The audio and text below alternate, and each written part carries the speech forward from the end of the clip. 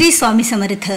सर्व गोडताईंचे माझ्या यूट्यूब चॅनलवर मनापासून स्वागत आहे आणि कालच्या व्हिडिओला प्रतिसाद दिल्याबद्दल खरंच खूप मनापासून धन्यवाद। आणि हे मी जे तुम्हाला दाखवत आहे ते म्हणजे जी कुंडी असते बघा, आपल्याला ज्या वेळेला आपल्याला एखादा गुच्छ वाढदिवसाला किंवा आपल्या कोणत्या तरी आपल्या एखाद्या हॅपी ॲनिव्हर्सरी हॅपी बर्थडेला दिला जातो आणि तो गुच्छ आपण आपल्या घरामध्ये किती दिवस राहणार, कारण ते गुच्छमधले फुले आपले जर झाडाचे असतील तर ते सुकून जातात आणि सुकून गेल्यामुळे आपण त्याला जास्त दिवस वापरत नाही आणि मग नंतर तो सर्व गुच्छच आपण फेकून देतो। पण मी काय केलेलं आहे, त्याला टाकाऊपासून टिकाऊ म्हणजे त्या झाडामधले जे वाळलेले त्या कुंडी म्हणजे त्या गुच्छामधले जे वाळलेले फुलं होते, पाने होते, ते सर्व काही फेकून दिले आणि जो खालचा भाग होता म्हणजे जो विणलेला भाग बघा, तो किती मस्त वाटत येते। जो ज्यामध्ये शेट केला होता तर ती खालची जी कुंडी खरंच मला खूप आवडली आणि विणलेली होती। मग मी तिला न फेकून देता तसंच ठेवलं आणि त्यामध्ये आपल्या घरामधील जे आपण आता मार्केटमधून बघा विकत आणतो आणि आता सहज कुठे हे फुले आणि अशा वेली आणि पाने हे आपल्याला प्लास्टिकचे भेटत आहेत आणि ते तारानं पण विणलेले आहेत। त्यामुळे मी त्या गुलदस्त्यामध्ये आपल्या घराला शोभा आणि आपल्या घराला डेकोरेट करण्यासाठी त्या याच्यामध्ये मी पद्धतशीर ते फुले आणि पाण्याचं ते काही वेली अशा टाकून ठेवल्या, म्हणजे ते एक गुलदस्तासारखं त्याला एक गुच्छासारखा त्याला बघा आकार आलेला आहे आणि खरंच ते खूप असं छान। पण मी टेबलवर हिरवा आणि पिवळा असल्या कारणाने त्याच्या खाली मी ती लाल चटई टाकून ठेवली आणि आता हे एवढं सकाळी उठल्यावर घराने गर्दा पडतोच बघा आणि तो गर्दा आवरत आणखी गोष्टी अशी वाटली की खरंच आपल्या घरात अशा अनेक वस्तू असतील की त्या वस्तू आपण टाकून देतो, फेकून देतो आणि त्या वस्तूचा आपण काहीच उपयोगात घेत नाही आणि ह्या खरंच आपण ज्या वेळेला घेतो त्यावेळेला त्याला किती किंमत असते आणि ती पण मेहनतीने बनवलेली असते आणि ती जर आपण कचऱ्यात तशीच ती वस्तू फेकून दिली तर त्याचं काय बरं होणार। तर अशा बऱ्याच गोष्टी आपल्या घरामध्ये ज्या आपण टाकून देतो तर त्या टाकाऊपासून जर टिकाऊ केलं तर आपलं घरसुद्धा सुरेख बनेल आणि आपल्या घरामध्ये सुद्धा काही वस्तू न खरेदी करता सुद्धा आपल्या घरामध्ये एक छान डेकोरेट आपलं घर होईल आणि डेकोरेशन आपल्या घराला मिळेल। तर आता देवपूजा तर राहिलेलीच आहे, म्हटलं आता अगोदर नाश्त्याचं काहीतरी बनवून घेऊया आणि त्यानंतर देवपूजा करायचं आहे। आता आज स्पेशल नाश्त्याचं काय बनवावं हा विचार मी करतच होते। मग आता पोहे ॲसिडिटीमुळे पोहे हे चालत नाहीत, पण पोह्यासारखाच एक दिसणारा पदार्थ आणि तो आता आपल्याला बनवायचा आहे ते म्हणजे सुशिला।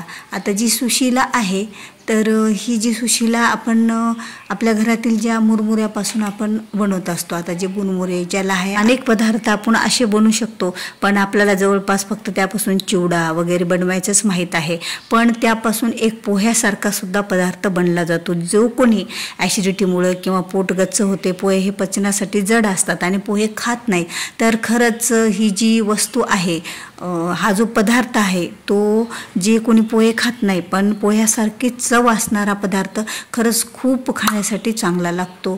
तर त्यासाठी कांदा, लसूण आणि त्यामध्ये थोडेसे कढीपत्ता, शेंगदाणे ह्या सर्व गोष्टी आपण टाकलेल्या आहेत आणि लगेच ते मुरमुरे थोडेसे ओले करून घ्यायचे।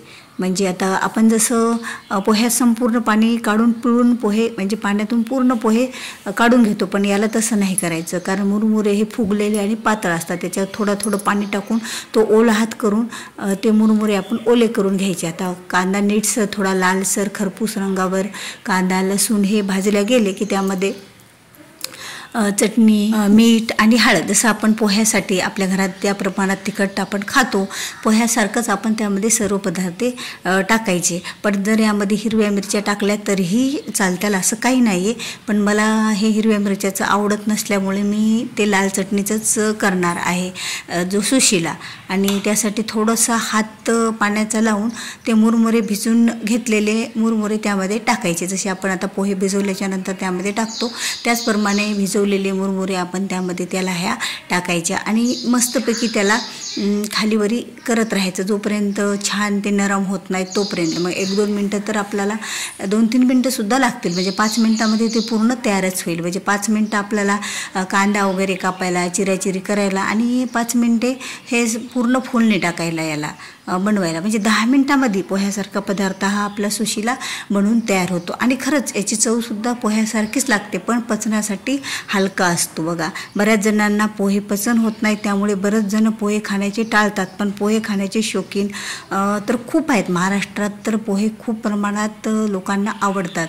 आणि ज्यांना पोहे पचन होत नाही त्यांच्यासाठी खरंच हा पदार्थ खूप छान, खायला पण टेस्ट आणि चवदार पदार्थ असा आहे. आणि यामुळे ॲसिडिटी वगैरे पण होत नाही.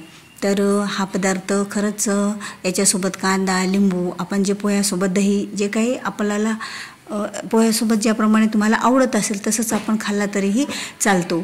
तर आता नाश्ता वगैरे सर्व करून झालेलं आहे.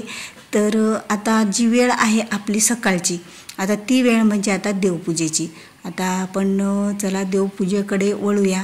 आणि खरंच सकाळी जर लवकर देवपूजा नाही झाली तर थोडं करमतही नाही, पण काही कामे शिल्लक राहिले होते ते करूनच म्हटलं चला आपण देवपूजाला मग निवांत वेळ देता येते. म्हणजे सकाळचं जर नाश्ता वगैरे सर्व काही झालं, थोडं घर थोडं टापटीप आवरलेलं दिसलं की मग आपल्याला देवापाशी बसायलासुद्धा काहीच वाटत नाही. आणि किती वेळ आपली मग मंत्रस्तोत्र पठण करत देवपूजाही होते. आणि देवपूजा करतानासुद्धा काही मुख्य गोष्टी आपल्या महत्त्वाच्या असतात. बघा, बरेच जण देवपूजा करताना कुणाचं तरी बोलतात किंवा मोबाईलवर बोलतात, बोलत बोलत पूजा करतात. पण नाही, ज्या वेळेला आपण घरात देवपूजा करतो ना आपल्या घरातील देवांची, त्यावेळेला आपलं मन, चित्त, ध्यान हे देवांच्या चरणीच लागलं पाहिजे. देवांचं नामस्मरण करत करत जी देवपूजा केली जाते, जिथं मन लागलं जातं, खरंच ती देवपूजा ही संपूर्ण सफल होते. आणि आज शुक्रवार म्हटलं तर आज यांना पण श्रीयंत्रांना वगैरे पण अभिषेक झाला.